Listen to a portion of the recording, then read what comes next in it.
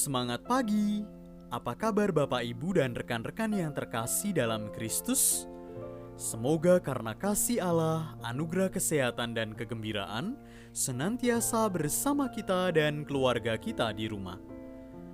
Hari ini Rabu 7 September 2022 dalam pekan biasa ke-23 tahun liturgi C2, kita akan mendengarkan sabda Tuhan dari Injil Suci menurut Lukas bab 6 ayat 20 sampai dengan 26. Pada waktu itu Yesus memandang murid-muridnya lalu berkata, "Berbahagialah hai kalian yang miskin, karena kalianlah yang empunya kerajaan Allah. Berbahagialah hai kalian yang kini kelaparan, karena kalian akan dipuaskan. Berbahagialah hai kalian yang kini menangis, karena kalian akan tertawa. Berbahagialah bila demi Anak Manusia kalian dibenci, dikucilkan, dan dicela serta ditolak. Bersukacitalah dan bergembiralah pada waktu itu, karena secara itu pula nenek moyang mereka telah memperlakukan para nabi. Tetapi celakalah kalian orang kaya, karena dalam kekayaanmu kalian telah memperoleh hiburan. Celakalah kalian yang kini kenyang, karena kalian akan lapar. Celakalah kalian yang kini tertawa, karena kalian akan berduka cita dan menangis. Celakalah kalian jika semua orang memuji kalian, karena secara itu pula nenek moyang mereka telah memperlakukan nabi-nabi palsu." Demikianlah sabda Tuhan. Terpujilah Kristus. Bapak, Ibu, dan rekan-rekan yang terkasih dalam Kristus, perbedaan-perbedaan sabda bahagia dan celaka dalam Injil Lukas dan Injil Matius cukup mencolok.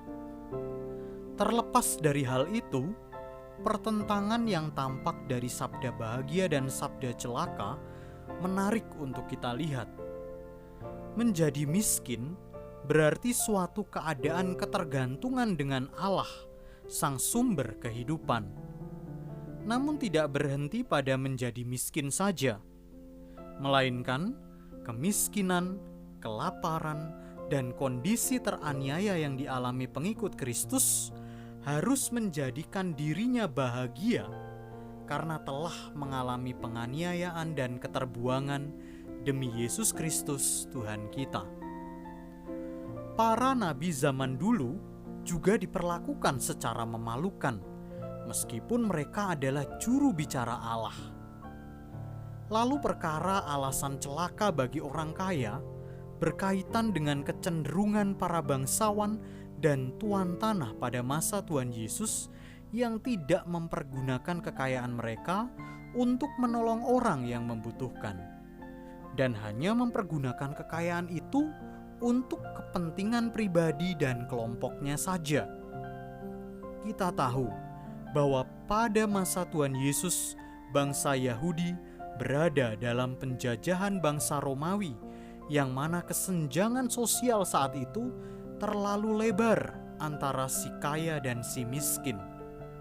Orang-orang kaya kebanyakan tidak mengakui Allah sebagai sumber dari anugerah kekayaannya. Mereka lekat pada kekayaan duniawi, bahkan terjajah sendiri oleh kekayaan mereka. Kekayaan menghalangi orang-orang semacam itu dari iman kepada Tuhan. Tuhan Yesus menyamakan mereka dengan nabi-nabi palsu yang hidup dalam kesemuan dan kepalsuan. Bapak, Ibu, dan rekan-rekan yang terkasih, bagi orang-orang beriman tidak ada alasan untuk tidak bahagia, sebab Allah sang sumber bahagia sejati telah tinggal di dalam hati kita. Maka sangat penting untuk mengutamakan perkara surgawi, nilai kesetiaan, dan semangat cinta kasih, agar kita senantiasa hidup dalam rahmat Tuhan. Tuhan Yesus ingin agar kita menyadari bahwa rasa lapar, penderitaan, dan tangisan hanyalah bagian dari dinamika hidup yang mengawali sukacita. Semoga roh kasih Kristus menguatkan kita untuk senantiasa memanggul salib kehidupan dan senantiasa berbagi kebahagiaan bagi sesama.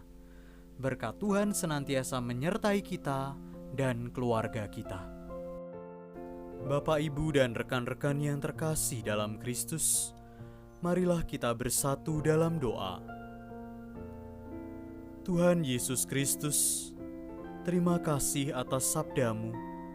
Engkau menyatakan bahwa kami dan yang lainnya akan berbahagia bila mampu menghayati hidup miskin, kelaparan, menangis, dibenci, ditolak, dikucilkan dengan sikap batin yang bergembira dan bersukacita. Tambahkanlah iman dan rahmat-Mu kepada kami, agar kami setia melaksanakannya. Amin.